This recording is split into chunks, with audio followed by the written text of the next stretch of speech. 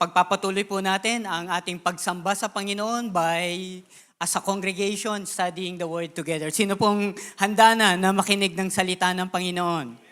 Ayan, at tayo po ay mag-uusap tungkol sa freedom in Christ. Sabihin nyo nga po, freedom.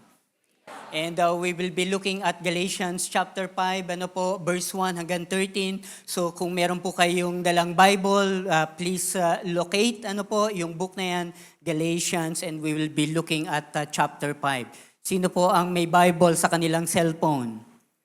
Yan, tingnan nyo nga po yung katabi nyo. So kung wala pa, sabihin mo, mag-download ka na. So we'll be talking about freedom. At kanina in-announce po sa 3 days from now, July 12, alam po natin, we will be celebrating our Independence Day. And I think it's already our 126th celebration of Independence Day. Kaya nga po dito sa Las Piñas, makikita nyo po na meron ng mga flag, Philippine flag na decoration because of this preparation. Not only that, June 6 ay nakita niyo po ba sa news, it was the 80th anniversary of Normandy invasion. At bakit po mahalaga yan? Kasi it was the Normandy invasion, tinatawag na D-Day, which turned the tide ng World War II. Kaya napasok ang Germany dahil nagtagumpay po yung tinatawag na Normandy invasion in France. At 80th year celebration na po yan. At marami pong US, Canadian, and British military personnel ang nagbuwis po ng buhay. Diyan po sa Normandy invasion. Kaya po sineselebrate po yan. And when we talk about freedom, I'll always remember that movie starring Mel Gibson. Sino po nakapanood niyan?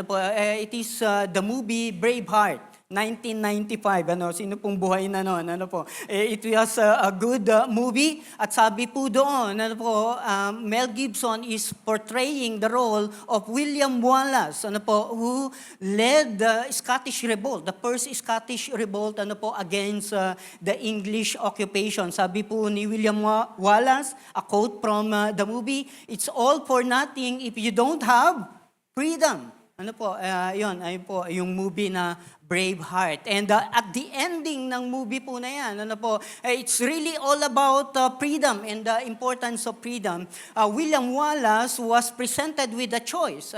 Dahil later on siya po ay nahuli, and there is a choice between mercy and freedom. Kung siya po ay hihingi ng awa, doon sa English king and rulers, siya po ay papalayain. Pero kung hindi po siya hihingi ng awa, siya po ay mapapatay. Ano bang tawag doon? Yung yung leeg, yun po yung paraan ng mapagpatay. Tagpags po yung leeg mo. But in that movie, ay between mercy and freedom, sabi po ni William Wallace, ng malakas, freedom. At doon po nag-end. Bakit niya pipiliin ang freedom kaysa sa buhay niya? Because all of this, we celebrate Independence Day, we celebrate the Normandy invasion. One man, will die for freedom because it is very important, mga kapatid. Sabihin nyo nga po, important. Freedom is very important. Whether we are talking of freedom, the way we understood it, in a secular setting, in a social setting, meron gusto natin, may kalayaan tayo, na gawin yung ating gusto. In fact, sa atin po sa Pilipinas, malaya tayo na mag-worship, that's a kind of freedom that we enjoy. It is very important, mga kapatid. And that is the goal. And so I invite you, we will be reading this part of the Word of God, Galatians chapter 5, just verse 1. I invite you to stand, as we read this verse together. And this is in the New International Version. It is for freedom that Christ has set us free. Stand firm then, and do not let yourselves be burdened again by a yoke of slavery. Let us pray. Heavenly Father, we thank you once again, God. Salamat po, Panginoon, sa inyo pong salita. Salamat sa opportunity that we can gather together again, Lord, this Sunday to celebrate your goodness, to worship you, Lord God, to praise you for all of your goodness, Lord, and to worship you for who you are. And as a congregation, as we study your word together, Panginoon, lead us by your Holy Spirit and guide us, and let your truth, Lord God, be known to all of your people today. Salamat po, Panginoon. May dadalhin po kami, may matututunan po kami, may gagawin kami, Panginoon, sapagkat ang iyong salita ay buhay at makapangyarihan. Salamat po, Panginoon, at we always bring back to you all the glory and our thanksgiving. And we offer this time of studying your word in you alone, Lord. We offer this, we dedicate this time to you in the name of our Lord Jesus Christ. And everyone say, Amen, Amen. Malakas nga pong palakpak para sa ating Panginoon at tayo po ay makaupo na. Ano po? It is for freedom that Christ has set us free. Ano po? For freedom. And what this tells us, mga kapatid, is that freedom is not only important, ano po, freedom is the primary goal of our salvation. Sino po dito sinasabi nyo na kayo ay ligtas na? Meron po ba? Amen? Tayo ay niligtas ng Diyos at meron pong kadahilanan. Ano po? Isa sa kadahilanan, ano po, from the words of our Lord Jesus Christ is to set us free. Ano po? The Lord wants us to set us free. And later we will know, ano po, for what have been, for what are we set free from? Ano po? Freedom from sin is the primary goal of our salvation. And we say that because from the mouth of our Lord Jesus Christ, He says, ano po, in Luke chapter 4, verse 18, sabi po doon, He has sent me to proclaim liberty to the captives. Ano po? Ibig sabihin, siya po ay ipinadala. Siya po ay ipinadala dito sa lupa ng Diyos Ama. In fact, our Lord Jesus Christ is quoting, ano po, from the book of Isaiah at pinapatungkol niya sa kanyang sarili. Sabi niya, He has sent me to proclaim liberty. Sabihin niyo nga po, liberty. And it's simply another word for freedom, mga kapatid. To proclaim liberty to the captives and recovering of sight to the blind. To set at liberty those who are oppressed. So, God has sent Him for this purpose, for freedom, for liberty, mga kapatid. So, it is the primary goal of our salvation. Ano po? We need, therefore, to enjoy this freedom from our Lord Jesus Christ. At when we talk of freedom, ano po, pagka naririnig natin yung salitang freedom, there are many things, ano po, na kasama yan na naisip natin. We may be thinking, ano po, primarily of lack of interference, ano po, o lack of effect from others. Ano po. So, walang external na influence sa'yo. That's freedom. Hindi po ba? And that's what we really think about, ano po, when we see this word, na kaya mong gawin or pwede mong gawin ang gusto mo na walang nakikialam. Ano po? Kaya nga po, yung iba ay pinag-uusapan, ano po, hindi nyo ko dapat pakialaman, ito ang gusto kong gawin. No? So, because we think of freedom na dapat walang interference. Andiyan pa po ba kayo? So that's a common understanding of freedom. Or we may be thinking of freedom as self-reliance. Kaya nga po, ngayon ay usong-uso yung mga words na financial freedom. Ano po? So ibig sabihin, you are financially good, ano, or financially in good standing na ikaw lang, ano po, by your own effort, na hindi ka humihingi sa magulang mo, hindi ka umaasa sa ibibigay sa iyo ng iba. Ano po? So, self-reliance. So, we talk of it, or rather, we think of it, ano po, when we see this word freedom. Or it can be existential, meaning just be you. Ano po? Narinig niyo na po ba yun? Magpakatotoo ka. Ano po? And when we hear that, what they want to say is that you are free to do what you want because you just have to be who you are. Ano po? Just be you. At kapag hindi nangyayari yun, para bang we are nahihigpitan tayo, nasasakal tayo because we think there is lack of freedom. So just be you. Another point is really by freedom we mean, or others seek freedom by religion. And by religion, some people think that they can be free simply by following religious rules or laws or even rituals. That's why there are people that they think they can be free spiritually by joining monasteries. Walang influence ng iba. You are secluded in that place. This is applied by some people who we call monks or those in the monasteries, because they think they can be free from the influence of the world and they can be spiritual by simply obeying rituals, rules, or norms, which are in fact religious. Or meron din pong kabaliktaran niya. Some people think that they can be free spiritually by not having laws or rules at all. In other words, walang dapat sundin. You are free. That is a clear spiritual freedom. That's how they think freedom is. Mga kapatid. So these are common concepts or conception of this word freedom. But when we look at real definition, mga kapatid, in the Cambridge Dictionary, for example, freedom is defined to be a condition or right of being able to do, say, or think what you want, whatever you want, without being controlled or limited. So that's why may mga conception tayong ganun, because even the definition of freedom ay ganito po ang sinasabi. And the key dyan, ay yung word na controlled or limited. So pagka may control, we don't think it is freedom. Pagka may limitation, we don't think it is freedom. Sabihin nyo nga po, controlled, limitation. Yan po ang nagde-define ng word na freedom. At bago kayo makatulog, let us continue. Andiyan pa po ba kayo?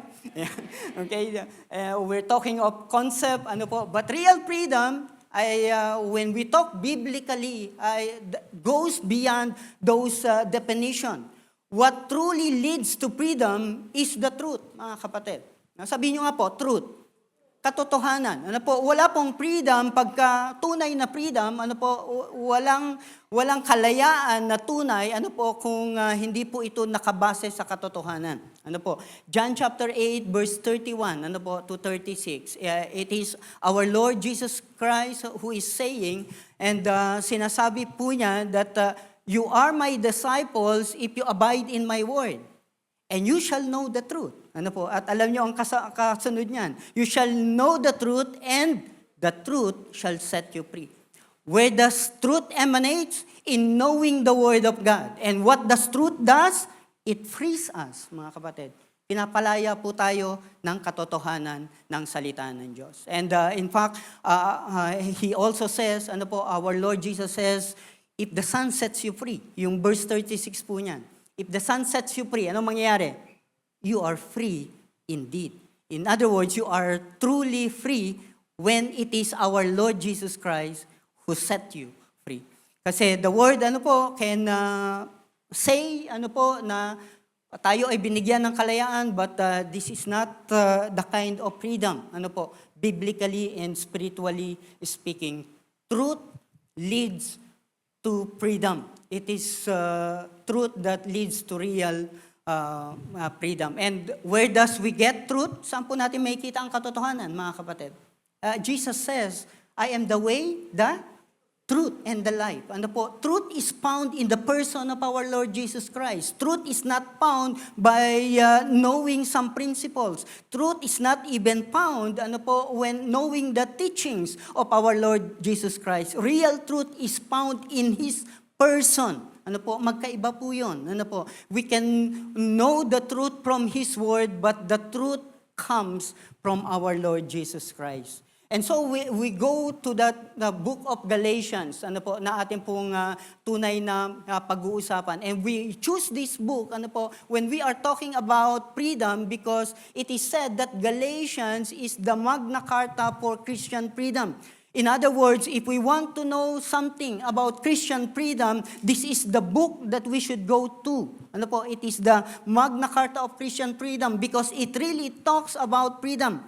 It is the Apostle Paul that had written, ano po, this book, and he addressed this to the place in Asia Minor called Galatia. Ano po, and Galatia is a big place. Ano po, it is a region. Para bang ang kaibahan po nito, ano po, doon sa Ephesus, ano po, or sa Colossae. Ephesus is a city, Colossae is a city, but Galatia is a region. Parang bang ang ina-address po ni Apostol Pablo dito ay, for example, buong Metro Manila. Ano po, the churches in Metro Manila or the churches in Cavite. It's not just one city, it is a region. And he writes to them, ano po, because there are false teaching na nangyayari at this time. And the summary, ano po, the primary message of the book of Galatians is freedom from sin and freedom from the law. Ano po, freedom from Jewish law. We have to understand that po, the Christians in Galatia are not Jews. Ano po, hindi po sila Hudyo. Sila po ay nakakilala sa Panginoong Hesus sa pamamagitan ng pagtuturo ni Apostol Pablo. Now, meron pong, nung wala na si Apostol Paul, meron mga nagtuturo sa kanila that they are not truly believers kung hindi po sila susunod sa batas ng mga Hudyo. Ano po? In other words, to the law of Moses. Yung mga law in the Old Testament. But Paul is saying this is not applicable to them. Ano po? Because their salvation is brought about by their faith in our Lord Jesus Christ alone. Yung kanila pong pagiging Kristiyano, ano po, yung kanila pong kaligtasan ay nakuha nila sa pamamagitan ng pananampalataya sa Panginoong Hesus, hindi sa pagsunod sa batas. Amen po ba? Nasundan niyo po ba ako? Ano po? And when you think of that, ano po, this book is also applicable to us. Because that is also the way we found our salvation. That is also the way we become Christians. Tama po ba, mga kapatid? By putting our faith in our Lord Jesus Christ, not by obeying the law na tinatawag. Ano po? Not by obeying ano po, the Jewish law. So, we go to Galatians, ano po, and if we want some summary, and this is a good kind of quotation, ano po, I get that, ano po, from one of evangelical Christians in America. He says, as long as you are in bondage to sin, you are not free. As long as you are in bondage to sin, you are not free. But as soon as you are in bondage to Christ, you are set free. Ulitin po natin. As long as you are in bondage to sin, you are not free. Even if you are a Christian, but if you remain in bondage to sin, you are not really free. But as soon as you are in bondage to Christ, you are set free. Because the truth of the matter, mga kapatid, is that in this world, ano po, tayo po ay always a slave. Ano po, of something or someone. Namimili lang po tayo kung sino po tayo magpapasako. Ano po? Okay? As a Christian, ano po, we can choose, ano po, to be a slave to sin or a slave, ano po, to Christ. Alin po ang pipiliin natin? So this is the message in the book of Galatians. And so when we look at Galatians chapter 5, ano po, yung binasa po natin, it was for freedom that Christ has set us free. Ano po, we can get something, ano po, and this also answer bakit yung freedom, ano po, na-experience natin socially ay sometimes hindi talaga totoong freedom, ano po, because I understand to be, there are necessities, ano po, there are components of freedom that must be there in order for it to become true freedom. Andiyan pa po ba kayo? May tatlong bagay, mga kapatid, na kailangan upang yung freedom, yung kalayaan na tinatawag natin ay masabi talaga nating kalayaan. Ano po, if we look at it biblically. Ready na po ba kayo? The first necessity is this. The word responsibility. Sabihin nyo nga po na malakas, responsibility. Apostle Paul says, stand firm then, and do not let yourselves be burdened again by a yoke of slavery. Stand firm and do not let yourselves be burdened again by a yoke of slavery. Sinasabi ni Apostol Pablo, doon sa mga Kristiyano sa Galatia, they think they are enjoying freedom, but there is something they must do. There are something they must do. Sabi po dyan, do not let yourselves. May gagawin po sila. Sabi nyo nga po, do not. Ibig sabihin, meron po tayong gagawin or hindi tayo gagawin. Hindi dapat gawin. And that is the same, in verse 13. You, my brothers and sisters, were called to be free, but do not use your freedom to indulge the flesh. In other words, do not use your Christian freedom to allow yourselves to be yoked, to be a slave of sin, to be affected or to be influenced by sin. Again, that word do not. So freedom, while we are free, there must be something we have to do. Freedom necessitates a responsibility, mga kapatid. Freedom necessitates a responsibility. Kaya nga po, minsan, in terms of what is happening to us socially, many people wanted, to enjoy the benefits of their freedom, but they are doing it wrong. Why? Because they think freedom do not have a sense of responsibility. Halimbawa po, yung mga bata, because they want to be free from their parents. Gusto nila, meron silang sariling plot, may sariling condominium. Gusto nila, sila ay malayo na. They want to have their own house, for example, para hindi na sila nasasabihan. What they don't think, immediately is that kung ikaw ay may sariling bahay, may sariling condominium, may sariling flat, it means ikaw na ang magbabayad nun.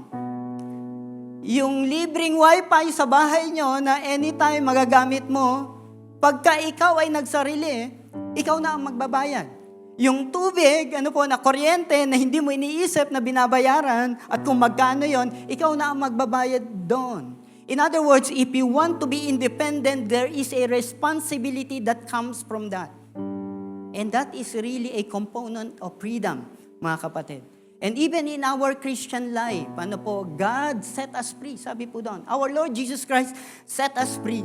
But it doesn't mean we don't have a responsibility. Meron pong laging responsibility yun. Amen. Kaya sabi ni Apostle Paul, do not let yourself be burdened again by the yoke of slavery. Amen po ba? Freedom necessitates responsibility. That's first necessity, mga kapatid. The first component. The second component is this, accountability. Sabihin nyo nga po ng malakas, accountability. It means we are answerable to someone. It doesn't mean we are free, we are no longer answerable to someone. And Apostle Paul says, it was for freedom that Christ, who set us free, it was our Lord Jesus Christ. And therefore, we owe the freedom to the Lord. Sabi ko nga po, namimili lang tayo kung sino yung paglilingkuran natin. Gusto mong maglingkod sa mundo? Sa system ng mundong ito? Gusto mong magpasakop sa ibang tao o gusto mong magpasakop sa Panginoon? Wala pong negative ground. Lagi tayong nag-iiba lang kung kanino tayo maglulingkod. Pero kagaya ng inawit natin, Apostle Paul wanted us to be okay. Being a slave to Christ. Being a slave to God. Why? Because God is good, mga kapatid. Amen po ba? Because God is righteous. Because God is just. Mas okay na magpasakop tayo sa Kanya because yon ang karakter niya kaysa magpasakop tayo sa kasalanan at sa mundo. Hindi po ba? there is an accountability. And when we look at Romans chapter 6, tingnan nyo po yung mga wordings na ito, also written by Apostle Paul. In verse 11, Romans 6:11, in the same way, count yourselves dead to sin, alive in God in Christ Jesus. So lagi pong merong, anong tawag po doon? Paradox, dead to sin, okay, alive in Christ. Alive in God. Verse 18, you have been set free from sin and have become slaves to righteousness. Free from sin, slave to righteousness. Okay? So, meron pong opposite term. And last, verse 22, but now you have been set free from sin again and have become slaves to God. So, free from sin, slaves to God. Free from sin, slave to righteousness. Dead to sin, alive in Christ. Amen? So namimili po tayo, mga kapatid. Bakit? And what does it mean for us as a Christian is that we are accountable to God. Because God created us, because God had saved us, sa Kanya tayo mananagot. Amen? Kung paano natin i-enjoy yung freedom na yan, pananagutan natin sa Diyos. Amen? That is what accountability means. Sabi nyo nga po sa katabi nyo, pananagutan mo. Hindi po yung pananakot. But freedom requires accountability. That's why, even socially, makikita nyo po, sometimes merong nagrarally, freedom of speech. Sa Amerika, gusto nila freedom for abortion. Kung gusto namin magpa-abort, we are free. That is our freedom. Hindi po ba? What is missing in those kind of thought is accountability, mga kapatid. Yes, you are free to do that, but you are accountable to God. And therefore, it's not real freedom. Real freedom takes into account accountability. We have to consider accountability. Andiyan pa po ba kayo? The third necessity of freedom is this, humility. It is not true freedom if it doesn't have humility. If it is not done in humility. Galatians chapter 5, again, verse 1, you, my brothers and sisters, were called to be free. Sabi ni Apostle Paul, but do not use your freedom to indulge the flesh. Okay, that's responsibility. Rather, okay, but, we have to serve one another humbly in love. So you think of that, we are made free, sabi po ni Apostle Pablo, brothers and sisters, you are free, because Christ had made you free, but ang ending po noon, anong gagawin natin? Because you have freedom, you have to serve humbly one another in love. So it takes humility to serve others. Amen? And that is an important component of freedom. It is not true freedom without humility. That's why yung social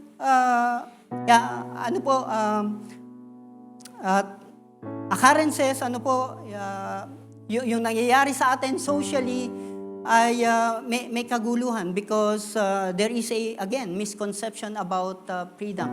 And what people think of freedom is that I have freedom to do this, wala kang pakialam sa akin, gusto kong gawin ito. No. Without humility. I remember already 1 year ago, maaring natatandaan nyo, there is a viral social media upload about a Starbucks staff sa United Kingdom, which is a transgender woman. Nagkamali ng address sa kanya, yung customer, at sinasabihan niyang homophobic, dahil siya ay transgender woman, pero siyempre may itsura pa ring lalaki, nagkamali ng address sa kanya, at pinapaalis niya sa Starbucks, yung customer. At siya po ay natanggal sa trabaho.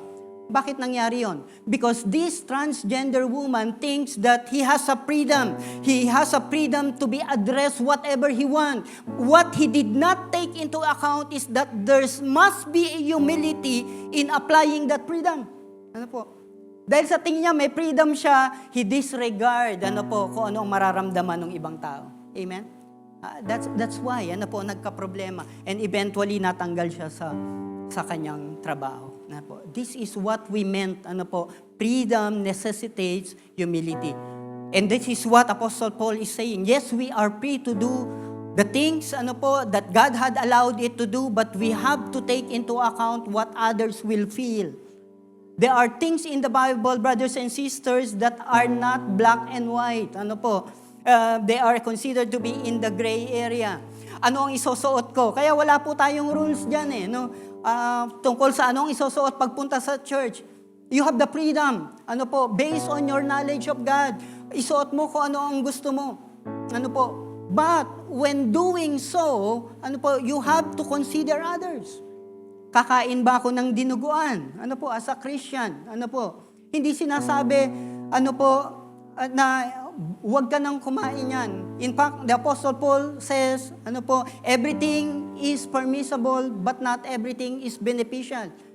Yes, pwede kang kumain, pero tingnan mo yung iba. So kung yung iba ayaw niyan, huwag ka nang kumain sa harap nila. Hindi pagmamahal yan sa iba. Amen? So, freedom necessitates humility, mga kapatid. Kailangan po ng humility. Kahit na tayo ay may exercise ng freedom. And a person says, that Christian freedom, Christian freedom is not the right to do what we want, but the ability to do what we should. Christian freedom is not the right to do what we want, but the ability to do what we should. Because while we are free, what it meant is that we can say no to sin. Yun talaga po ang ibig sabihin nun. While we are free, there are some instructions that the Lord wants us to do. Because while we are free, we should still be in accordance to the will of God. Amen po ba?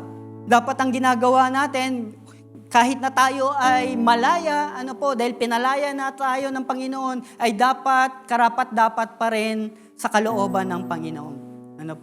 Okay. And we are no longer slaves, mga kapatid. That means we can say no to sin. So if you are here, and meron kang struggle, bakit paulit-ulit yung kasalanan? Sinasabi nga po, we cannot live a sinless life while we are in this sinful nature. Pero kung lagi, paulit-ulit, nagiging habitual ang kasalanan, kahit ikaw ay nakakilala na sa Panginoon, it means you are still a slave to sin. Being a slave means hindi ka makasabi ng hindi sa kasalanan. Pagka tinatawag ka ng kasalanan, tayo ay pumapayag lang. Tayo ay sumusunod lang. That is what is meant by being slave to sin. And God, our Lord Jesus Christ, had saved us to free us from that condition. Or you may be here, at wala kang pagkakilala pa sa Panginoong Yesus. You cannot even say that you are a Christian. Totoong you will not be free. Because freedom is found in the person of our Lord Jesus Christ. Sabi kanina, you will know the truth and the truth will set you free. We can know the truth from the Word of God. Pagka nakilala natin ang Panginoong Jesus, kapag isinuko natin ang buhay sa Kanya, kapag nanampalataya tayo sa Kanyang ginawa, that's where freedom will be beginning, na ma-enjoy po natin. Doon lang magkakaroon ng totoong freedom. Sabi pa nga po, Christ's death on the cross set us free from the penalty and power of sin. Yung kasalanan, wala na pong power sa atin yan. That's why we can say no to sin. We can say no to sin. Yung penalty, binayaran na ng Panginoon. Kaya siya namatay sa krus para po sa atin. And yung power na yon, wala na. Dahil napagtagumpayan na ng ating Panginoong Jesus. When He resurrected, He demonstrated that. Wala na pong power in sin. And one day, hindi pa ngayon, mga kapatid, but one day, we will even be free from the presence of sin. Ibig sabihin, wala nang kasalanan, sa atin, because we will be given a glorified body. Hindi na tong sinful human nature na to. Pero hindi pa ngayon. Pagdating ng Panginoon, at pag tinawag po tayo, we will be transformed, sabi ni Apostle Paul, into a glorious body. So we have been set free, mga kapatid. The question is, are we enjoying that freedom in our Lord Jesus Christ? Are we enjoying, that freedom that comes from our Lord Jesus Christ? Or patuloy pa rin tayo na hindi makapagsabi ng no to sin? And that is a question, brothers and sisters. Ano po? And this is the kind of truth, ano po, na matututunan po natin dito sa Galatians chapter 5. And I invite you, as we think of that truth, mga kapatid, can I invite you to rise once again and we will worship the Lord. Let's praise the Lord. Hallelujah. Right now, church, if you're ready to worship God, can you just lift those hands today? We surrender our lives to you, oh God. We just want to worship you. Hallelujah. I just want to speak the name of Jesus over every heart and every mind. 'Cause I know there is peace within your presence. I speak Jesus. Hallelujah. Can we declare it out? Sing. And I just want to speak the name of Jesus till every dark addiction starts to break. Declaring there is hope and there is freedom. I speak Jesus. We declare this out. 'Cause your name is power. Your name is healing. Your name is life. Break every stronghold. Break every stronghold. Shine through the shadows. Burn like a fire. Your name is power. Your name is power. Your name is healing. Your name is love. Sing out your worship to Him. Break every stronghold. Shine through the shadows. Burn like a fire. Can we sing it again? 'Cause your name is power. Your name is healing. Yes, God. Your name is life. Hallelujah. Break every stronghold. Break every stronghold. Shine through the shadows. Burn like a fire. Hallelujah. Kapatid, kung andito ka ngayong umaga and that is your struggle, you cannot say no to sin. Let it be known to you this morning, it was for freedom that Christ has set us free. Hindi yan ang kondisyon na gusto ng ating Panginoon sa buhay mo. Kung ikaw ay mananampalataya, meron kang kapangyarihan na, meron kang pagkakataon na tumanggi sa kasalanan. And if you are that person, you want to be free from that slave of sin, taas mo yung kamay mo at mananalangin tayo sa Panginoon. And if you are here today, kapatid, and you wanted that freedom na pinag-uusapan natin about our Lord Jesus Christ, the kind of freedom that comes from our Lord Jesus Christ alone. At gusto mong manampalataya sa Kanya, gusto mong isuko ang iyong buhay. Kaya tingin mo, hindi ka malaya para kang alipin ng mga bagay dito sa mundong ito at ng kasalanan. Ay dahil hindi mo pa sinusuko ang buhay sa Kanya at nais mong gawin yan ngayon, taas mo rin ang kamay mo. Kapatid, tayo po ay mananalangin. Heavenly Father, we thank you for your word, God. We thank you for the truth of it, Lord.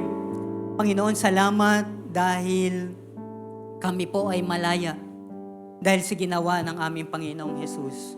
Dahil pinagbayaran na niya ang penalty ng kasalanan na dapat sana kami ay ang magbayad.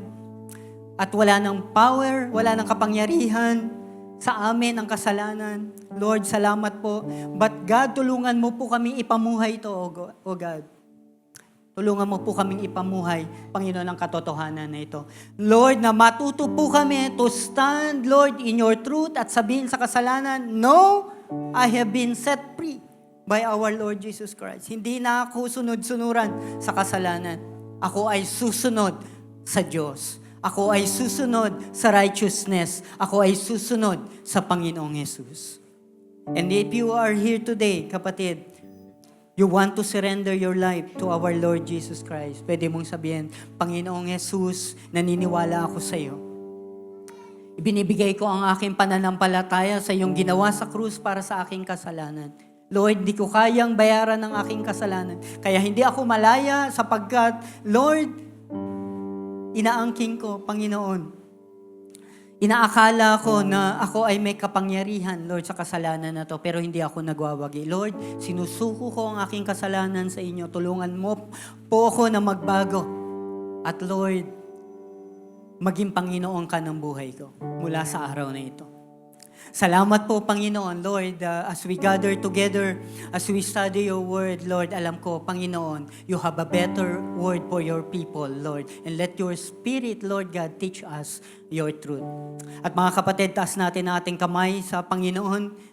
Heavenly Father, I pronounce blessing for all your people who are gathered here today. Salamat, Panginoon, sa inyo pong kapangyarihan. Salamat sa kalayaan na nagmumula sa inyo, Lord. At hayaan nyo, Panginoon, na ang kalayaan sa kasalanan, Lord, kalayaan, Lord God, sa financial difficulty, Lord, ang kalayaan sa sakit, Lord, ay matanggap, Panginoon, ng inyong mga anak, Lord, as we depart from this place, Lord, let your provision, let your healing, Lord, let your blessing, let your guidance abound for your people. And I pray this, Lord God, in the mighty name of our Lord Jesus Christ who set us free. And everyone say, Amen. Amen.